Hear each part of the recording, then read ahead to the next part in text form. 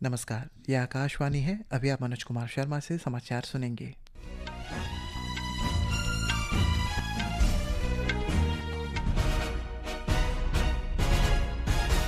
पहले मुख्य समाचार।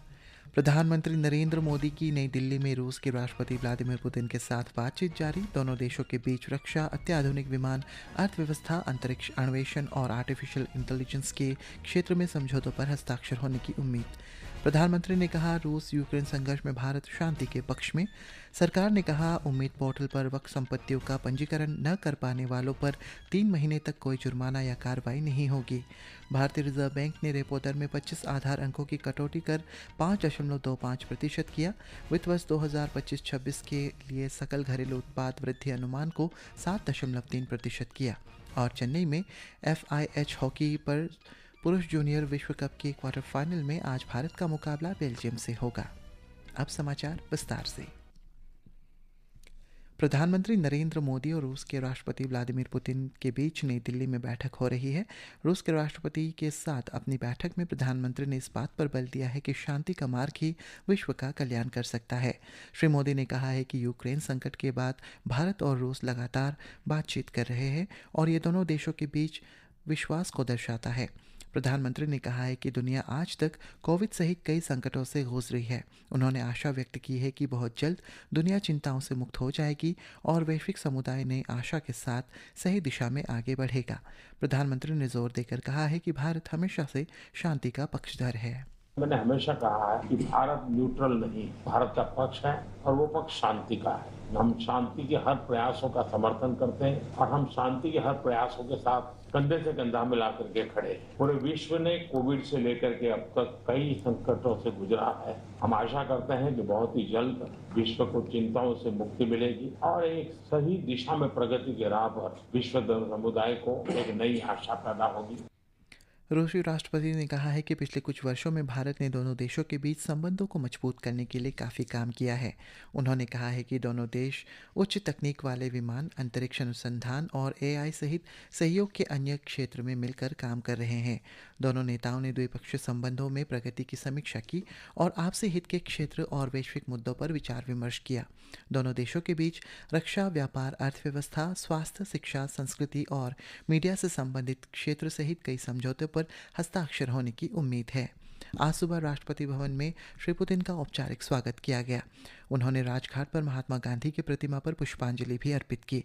राष्ट्रपति पुतिन 23वें भारत रूस वार्षिक शिखर सम्मेलन के लिए भारत की राजकीय यात्रा पर कल शाम नई दिल्ली पहुंचे। भाजपा सांसद दिनेश शर्मा ने कहा है कि भारत और रूस पारंपरिक रूप से पूरक साझेदार के रूप में काम करते हैं। कांग्रेस नेता राहुल गांधी के इस आरोप पर कि विपक्ष के नेता को आने वाले गणमान्य व्यक्तियों से मिलने की अनुमति नहीं है, श्री शर्मा ने आकाशवाणी समाचार से बात करते हुए कहा है कि श्री गांधी को ऐसे बयान देने से बचना चाहिए। भारत और रूस परंपरागत तरीके से एक दूसरे के पूरक के तौर पर काम करते हैं और एक सच्ची और लंबी दोस्ती दोनों के बीच में है और इस दोस्ती का पूरे विश्व के कई देशों पर प्रभाव भी पड़ता है और एक सच्चे दोस्तों की भांति व्यवहार होता है। और रशिया के लोग हिंदी को पसंद करते हैं और हिंदी भाषी लोग जो है रशियन को पसंद करते हैं। राहुल जी को जहां बुलाया जाता है वहां तो जाते नहीं है और फिर उनकी सरकारों में कितनी बार बुलाया गया है उनको ये भी तो बताना चाहिए। विदेशी मेहमान कोई धरती पर आए तो किसी प्रकार का टिप्पणी से बचना चाहिए। भारत ओमान रणनीतिक परामर्श समूह की 14वीं बैठक कल ओमान के मस्कट में आयोजित की गई। बैठक में भारत और ओमान के बीच रणनीतिक, रक्षा, व्यापार, निवेश, ऊर्जा, कृषि, शिक्षा, संस्कृति और लोगों के बीच संबंधों सहित बहुआयामी रणनीतिक साझेदारी की समीक्षा की गई। अल्पसंख्यक कार्य मंत्री किरण रिजिजू ने आश्वासन दिया है कि सरकार अगले 3 महीनों तक उन लोगों पर कोई जुर्माना नहीं लगाएगी और न ही सख्त कार्रवाई करेगी जिन्होंने उम्मीद पोर्टल पर वक्फ संपत्तियों का पंजीकरण नहीं कराया है। उन्होंने कहा है कि आज आखिरी दिन है और लाखों संपत्तियां अभी भी पंजीकृत नहीं हुई है। नई दिल्ली में पत्रकारों से बात करते हुए श्री रिजिजू ने कहा कि यह निर्णय कई सांसदों और समुदाय के प्रतिनिधियों द्वारा मुतविल्लियों के सामने आने वाली चुनौतियों का हवाला देते हुए अतिरिक्त समय का अनुरोध करने के बाद लिया गया है। जितने भी मुतावालीस के माध्यम से उम्मीद पोर्टल में अपलोड करने के लिए जो कोशिश किया, पोर्टल में रजिस्ट्रेशन नहीं हो पाया, उनको मैं आश्वासन देना चाहता हूं कि हम आगे आपके लिए रास्ता खोलेंगे और 3 महीने तक हम कोई कठोर कदम नहीं उठाएंगे, हम कोई जुर्माना नहीं लगाएंगे। 3 महीने के समय में जितने भी वक्फ प्रॉपर्टीज है मुतावालीस के जो अधीन है वो रजिस्ट्रेशन करा लीजिए। श्री रिजिजू ने कहा है कि सर्वोच्च न्यायालय ने अपने निर्देशों में स्पष्ट किया है कि 6 महीनों की समय सीमा के बाद तिथि नहीं बढ़ाई जा सकती, लेकिन यदि पंजीकरण प्रक्रिया में कोई समस्या है तो न्यायाधिकरण के पास इसे 6 महीने तक आगे बढ़ाने का अधिकार होगा। रिजर्व बैंक ने आर्थिक विकास को और बढ़ावा देने के लिए आज ब्याज दर में 25 आधार अंकों की कटौती करते हुए इसे 5.25% कर दिया है। रिजर्व बैंक के गवर्नर संजय मल्होत्रा ने चालू वित्त वर्ष की 5वीं द्विमासिक मौद्रिक नीति में इस निर्णय की घोषणा की। इससे आवास, ऑटो और वाणिज्यिक सहित विभिन्न ऋण सस्ते होने की उम्मीद है। ये कटौती उपभोक्ता मूल्य सूचकांक आधारित खुदरा मुद्रास्फीति के पिछले 3 महीनों की सरकार द्वारा निर्धारित 2% के निचले स्तर से नीचे रहने के मद्देनजर की गई है। श्री मल्होत्रा ने कहा है कि इस वर्ष की पहली छमाही में 2.2% और सौम्य मुद्रास्फीति और 8% की वृद्धि दर एक दुर्लभ गोल्डीलॉक्स काल का संकेत देती है। रिजर्व बैंक ने चालू वित्त वर्ष के लिए 6.8% के पहले के विकास अनुमान को बढ़ाकर 7.3% कर दिया है। FIH हॉकी पुरुष जूनियर विश्व कप के क्वार्टर फाइनल में आज चेन्नई में भारत का सामना बेल्जियम से होगा। मैच रात 8 बजे से शुरू होगा। केंद्र सरकार ने कहा है कि किसानों का कल्याण उसकी सबसे बड़ी प्राथमिकता है। राज्यसभा में आज प्रश्नकाल के दौरान पूरक प्रश्नों का उत्तर देते हुए कृषि और किसान कल्याण मंत्री शिवराज सिंह चौहान ने कहा कि कृषि भारतीय अर्थव्यवस्था की रीढ़ है। श्री चौहान ने कहा कि संयुक्त प्रगतिशील गठबंधन UPA सरकार ने स्वामीनाथन कमेटी की सिफारिशों को स्वीकार नहीं किया था। कृषि भारतीय अर्थव्यवस्था की रीढ़ है और किसान उसके प्राण, और किसानों का कल्याण मोदी सरकार का सर्वोच्च संकल्प है। और माननीय सभापति महोदय, MSP लागत पर कम से कम 50% मुनाफा देकर घोषित की जाए, ये स्वामीनाथन कमेटी ने सिफारिश की थी और तब जब UPA की सरकार थी और इन्होंने गारंटी नहीं दी। मैं गर्व के साथ कहता हूं, ये नरेंद्र मोदी सरकार है जिसने 19 में ये तय किया कि लागत पर 50% मुनाफा देकर MSP तय की जाएगी।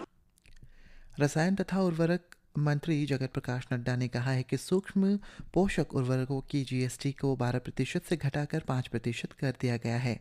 श्री नड्डा ने कहा है कि इससे किसानों, विशेष रूप से छोटे और सीमांत किसानों को प्रति एकड़ खेती में वित्तीय राहत मिलेगी, जो अक्सर लागत में उतार चढ़ाव के प्रति संवेदनशील होते हैं। लोकसभा में प्रश्नकाल के दौरान पूरक प्रश्नों के उत्तर में श्री नड्डा ने ये बात कही। गृह तथा सहकारिता मंत्री अमित शाह ने कहा है कि सरकार सहकारिता क्षेत्र के दायरे का विस्तार करने के लिए अथक प्रयास कर रही है और जल्द ही देश भर में सरकारी टैक्सी, सरकारी बीमा और सहकारी समितियों के बीच सहयोग जैसी पहल शुरू करेगी। गुजरात के गांधीनगर के महात्मा मंदिर में नबार्ड IAMAI अर्थ समिट 2025 के उद्घाटन सत्र में श्री अमित शाह ने ये बात कही। दिल्ली हवाई अड्डे से इंडिगो की घरेलू उड़ान आज आधी रात तक रद्द कर दी गई है। दिल्ली हवाई अड्डे के बयान के अनुसार अन्य सभी एयरलाइनों को संचालन निर्धारित समय के अनुसार जारी रहेगा। भाजपा सांसद तेजस्वी सूर्य ने आज देश भर में इंडिगो की उड़ानें रद्द होने पर चिंता व्यक्त की है। संसद के बाहर पत्रकारों से बातचीत करते हुए उन्होंने कहा है कि नागरिक उड्डयन मंत्री ने इंडिगो नेतृत्व के साथ कई बैठक की है। श्री सूर्या ने विश्वास व्यक्त किया है कि इस मुद्दे को जल्द ही समाधान निकाल कर लाया जाएगा। नागरिक उड्डयन महानिदेशालय DGCA ने एयरलाइनों को चालक दल के सदस्यों द्वारा बीमारी या विशेष अवकाश को उनके अनिवार्य सप्ताह विश्राम अवधि के हिस्से के रूप में गिनने से रोकने वाले नियम को वापस ले लिया है। DGCA ने पहले अनिवार्य किया था कि साप्ताहिक विश्राम के स्थान पर कोई अवकाश नहीं लिया जाएगा। और अंत में मुख्य समाचार एक बार फिर।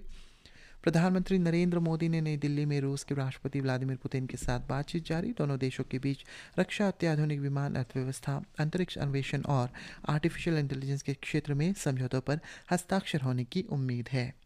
प्रधानमंत्री ने कहा, रूस यूक्रेन संघर्ष में भारत शांति के पक्ष में। सरकार ने कहा, उम्मीद पोर्टल पर वक्फ संपत्तियों का पंजीकरण न कर पाने वालों को 3 महीने तक कोई जुर्माना या कार्रवाई नहीं होगी। भारतीय रिजर्व बैंक ने रेपो दर में 25 आधार अंकों की कटौती कर 5.25% किया। और चेन्नई में FIH हॉकी पुरुष जूनियर विश्व कप के क्वार्टर फाइनल में आज भारत का मुकाबला बेल्जियम से। इसी के साथ ये समाचार बुलेटिन समाप्त हुआ। नमस्कार।